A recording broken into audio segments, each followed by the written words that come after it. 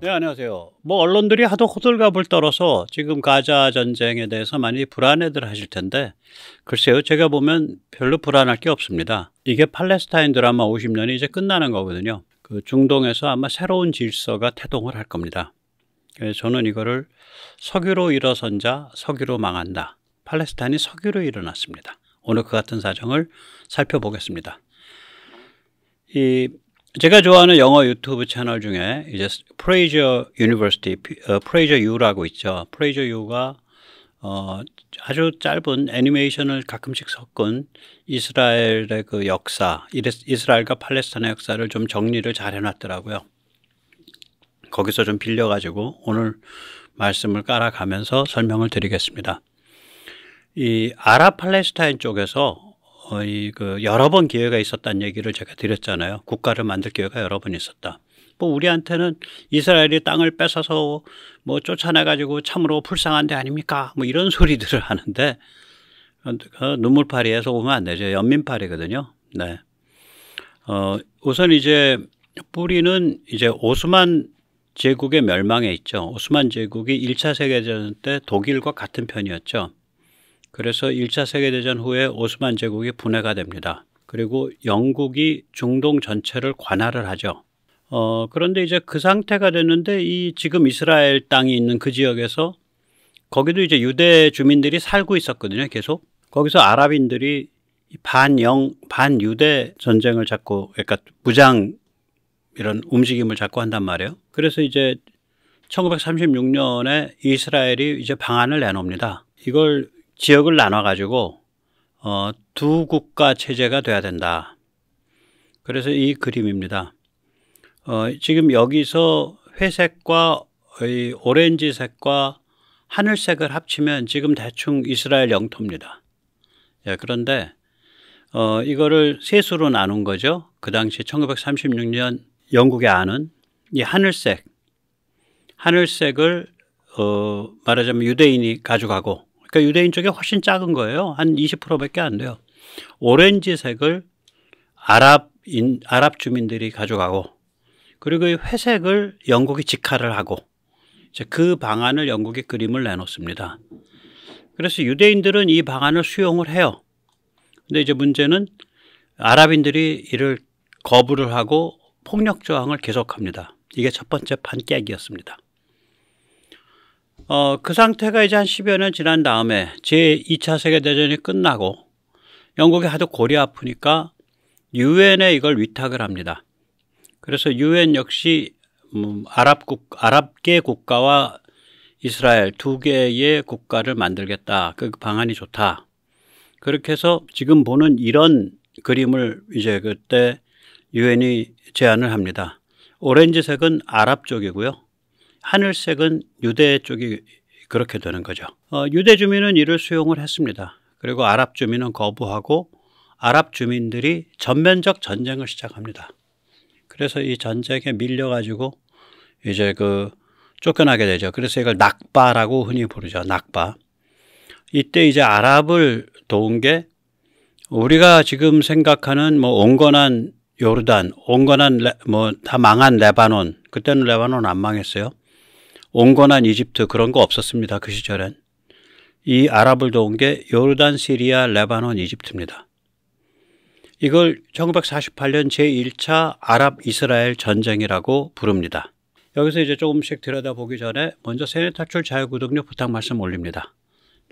세뇌탈출은 아시다시피 광고가 잘 붙지 않든지 혹은 붙더라도 늦게 붙든지 하는 그런 증상이 있습니다.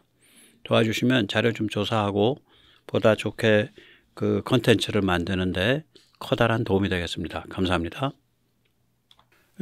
그래서 이제 1948년 이게 제1차 아랍 이스라엘 전쟁이 붙어서 그 결과가 지금 이스라엘과 비슷한 모양이 돼요. 그러니까 이스라엘은 특징이 뭐냐면 전쟁 났을 때마다 이겼어요. 그래가지고 이기면서 뭐 영토가 늘든지 점령지가 늘든지 이런 현상이 있었습니다. 그러니까 그때는 팔레스타인이라는 조직은 없고요. 이스라엘의 상대방은 누구냐? 팔레스타인 조직이 없어요. 그때는 이스라엘의 상대방은 뭐 에집트, 시리아, 요르단, 뭐 레바논 이게 이스라엘의 상대방이에요. 그러니까 그 상대방이 전쟁 걸어왔으니까 그거 물리치고 자기 땅 확보하고, 그러니까 국가 대 국가 게임이에요. 그 당시에는. 그럼 이스라엘이 이제 이렇게 돼서 꽤 넓어진 것 같은데 실제로 가장 넓어진 나라는 의외로 요르단입니다. 지금 요르단이 얌전하죠. 그땐 전혀 얌전하지 않았습니다. 그러니까 이제 오늘날의 시리아 일부 또 오늘날의 이라크 일부를 요르단이 점령을 해버려요.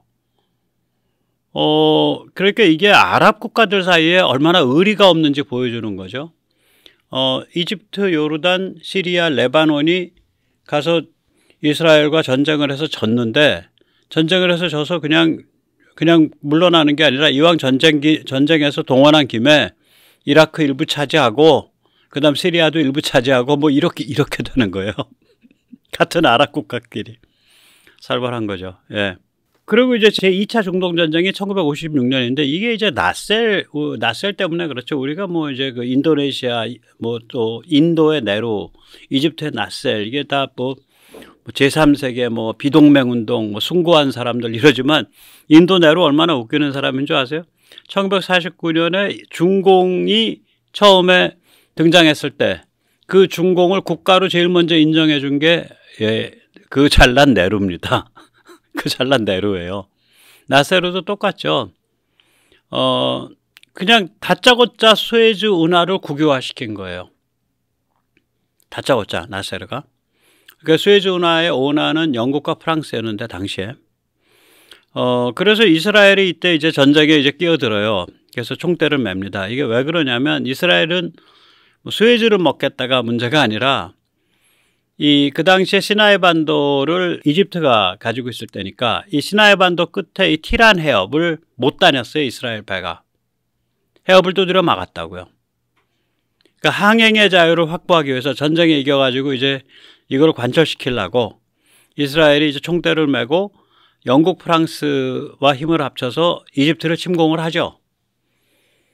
그런데 이게 이제 세계 정세라는 게 그 당시에 냉전이고 미소가 이게 딱 양강이 겨루고 있는 상태잖아요.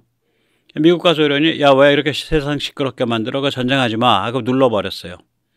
그래서 이스라엘, 영국, 프랑스가 눈물을 머금고 맥없이 철수를 합니다. 예, 그게 이제 제2차 중동 전쟁입니다. 그 다음에 이제 제3차 중동 전쟁이 벌어지는데요. 이게 이제 6.1 전쟁이라는 애죠.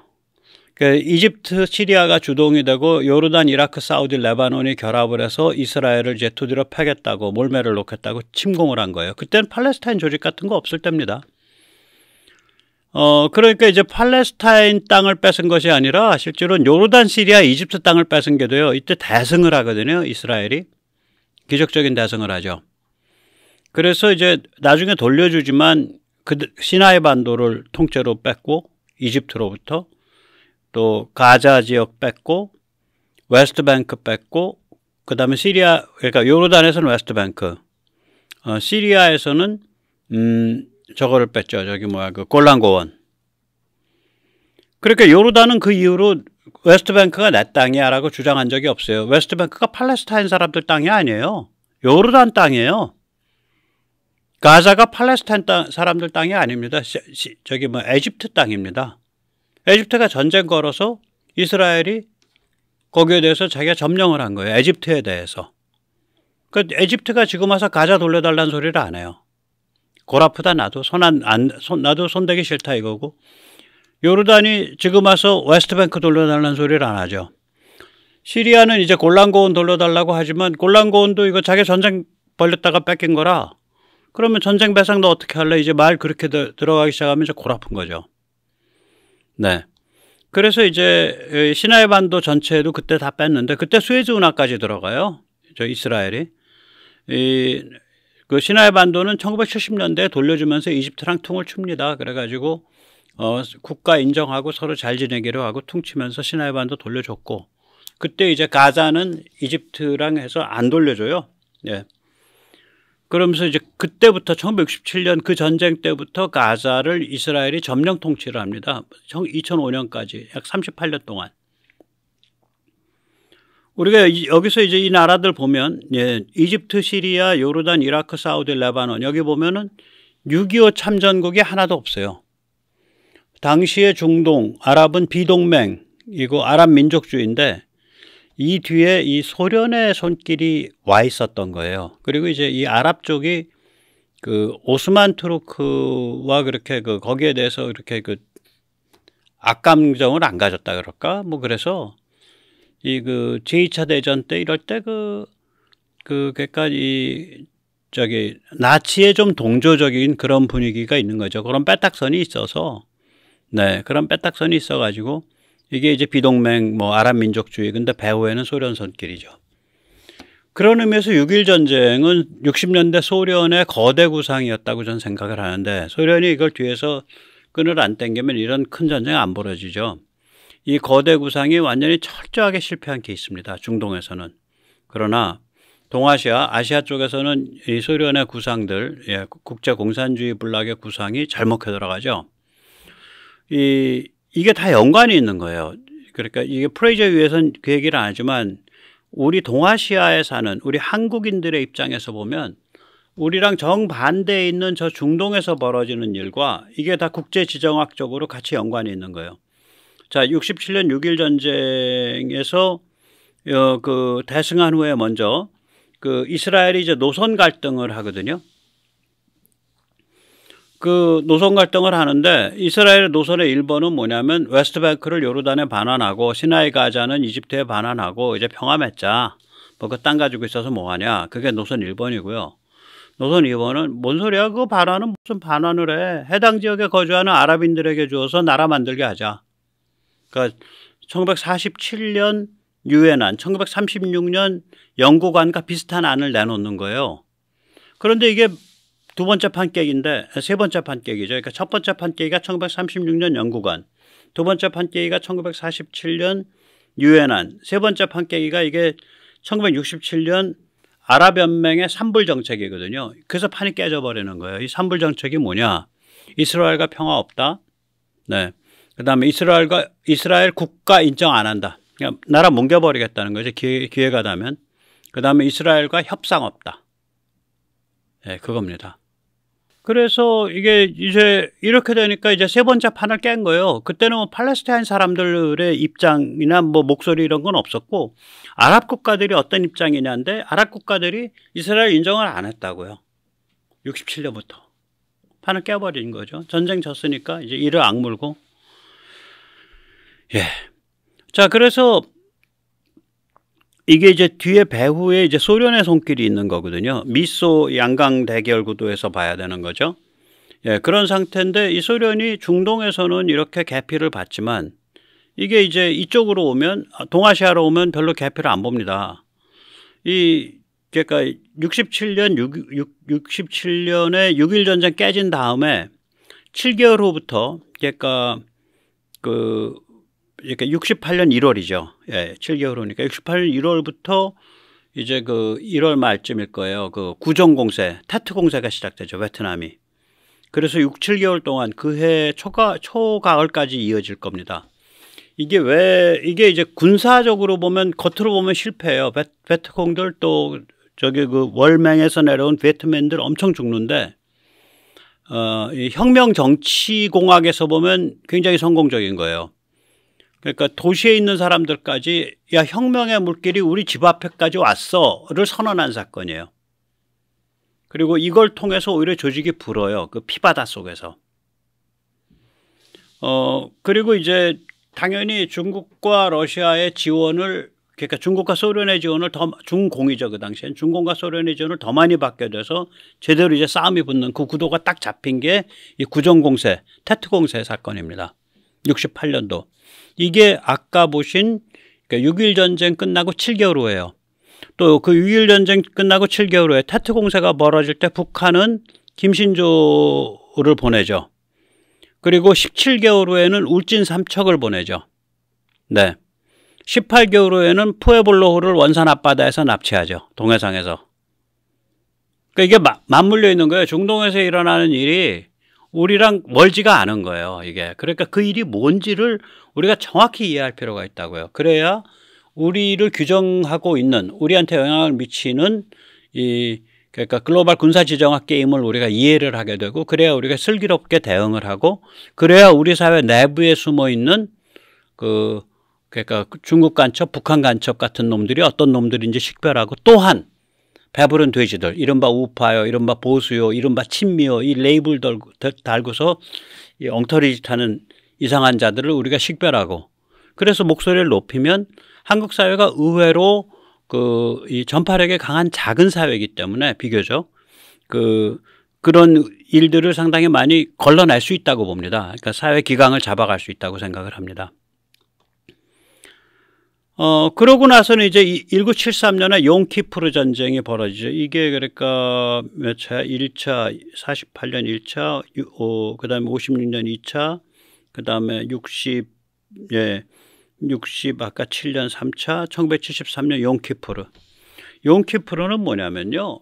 이거예요. 그때가 되면 이제 석유, 산유국의 힘, 아랍의 힘이 엄청 올라간 상태라서 너희가 석유신을 우습게 아느냐 이런 게 있는 거예요. 그래서 전쟁을 벌였을 뿐만이 아니라 전쟁을 벌이는 것과 동시에 이 석유 금수 조치를 해서 석유 쇼크를 일으키죠. 그래서 우리 망할 뻔하죠. 이때 우리 대한민국 망할 뻔한 거예요. 그 이전에 뭐 좋은 의미든 나쁜 의미든 간에 유신으로 정치 체제를 잡아놓지 않았었으면 이때 골로 갈 수 있었어요. 우리 좀 제가 이러면 유신 찬양론자라 그래가지고 이제 뭐 욕을 바가지로 먹을 수 있는데 뭐 욕 바가지 먹거나 말거나 사실은 사실이니까. 그때 이제 보면은 얼마나 살벌한지 보세요. 쿠바, 북한이 전쟁 당사국입니다. 이집트, 시리아, 사우디, 알제리, 요르단, 이라크, 리비아, 쿠웨이트, 튀니지아, 모로코의 쿠바 플러스 북한. 그러니까 뒤에 이거는 소련이 있는 거예요. 그러니까 소련과 이 아랍 석유권과 쿠바와 북한과 이게 다 연결을 해가지고 이 일을 저지른 거죠. 무시무시한 일이었습니다. 그래서 이스라엘이 대승을 거뒀는데 이 석유의 신이 너무 기세가 등등하기 때문에 이스라엘은 대승하고도 이번엔 영토를 안 넓혔어요. 그냥 물러났어요. 물리친 걸로 끝냈어요. 1973년 용키푸르 전쟁이. 그리고 1년 전에 72년 6월 달에는 뮌헨에서 PLO 테러가 있었죠. 뮌헨 올림픽에서. 그래서 이 석유신의 힘으로 올림픽에서 사람 잡아 죽인 그 테러 단체가 지금과 같으면 완전히 매장이 될 텐데 그때부터 이제 팔레스타인의 대표기구로서 인정을 받기 시작을 해요. 석유신의 축복이에요. 그래서 PLO, 팔레스타인의 정치 집단화는 석유로 해서 일어난 거예요. 그래서 석유로 일어난 자 석유로 망한다고 제가 말씀을 드린 거예요.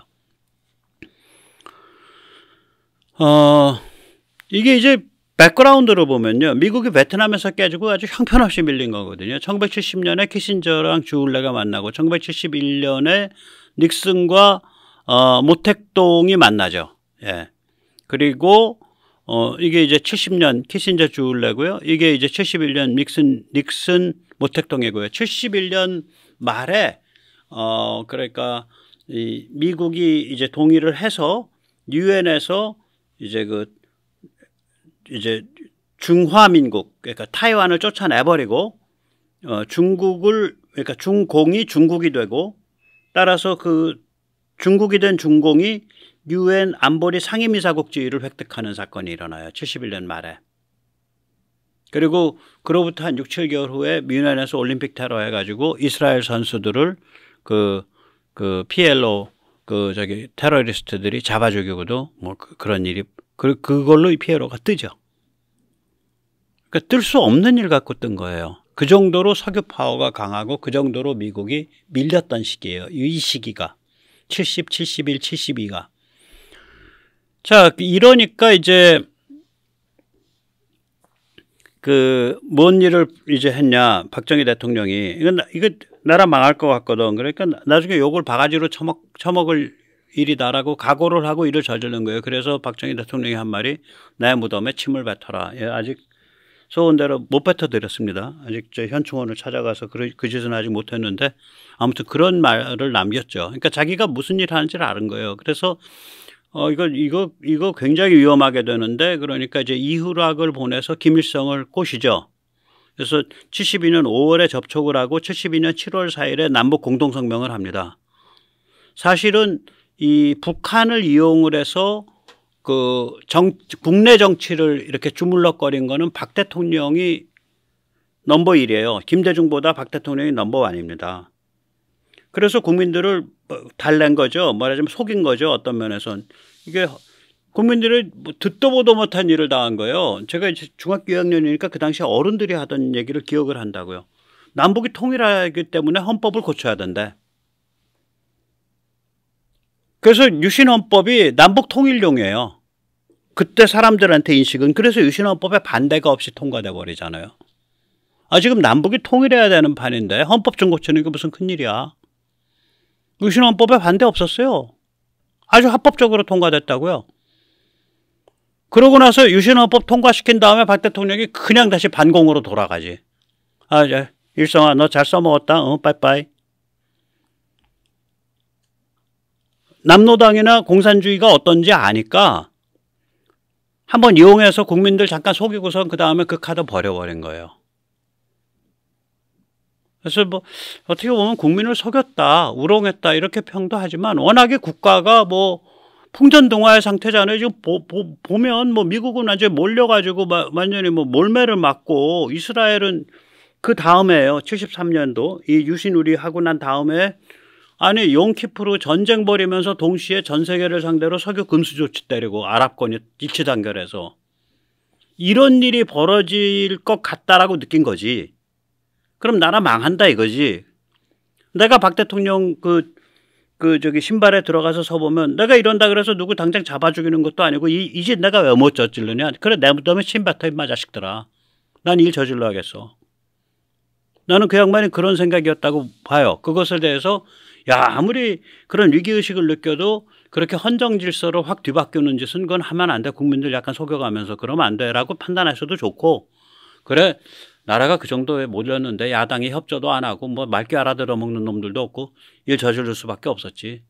그렇게 생각하셔도 뭐 충분히 좋고 저는 오히려 후자 쪽에 좀 가까워요. 예. 아무튼 사정은 그렇다는 거죠. 자, 이쯤 되니까 이제 그 마켓이 열린 거예요. 피장사를 위한 마켓 윈도우가 열린 거예요. 왜 그러냐면 자, 아랍은 말이죠. 예, 아랍은 이제 용키프르 전쟁을 저 정도까지 판을 짜서 했단 말이에요. 전 세계를 상대로 석유 금수 조치까지 때리면서. 그래서 쿠바랑 북한군까지 불러들여서 전쟁했는데 깨죽이 났어. 앞으로 전쟁 못해. 자기 손에 들은 건 뭐야? 석유네. 오케이? 이 오일머니의 원한이 얼마나 센지 보여주마. 전쟁을 못해? 오케이. 그럼 피장사 하청업체를 하나 키운다. 그래서 팔레스타인 테러 무장 세력이 대두를 하는 거예요. 그러니까 이 팔레스타인 테러 무장 세력 PLO가 그거였잖아요. 처음에 엄청나게 사람 죽였는데 팔레스타인 테러 무장 세력의 입장에서 보면 마켓 윈도우가 온 거지. 예.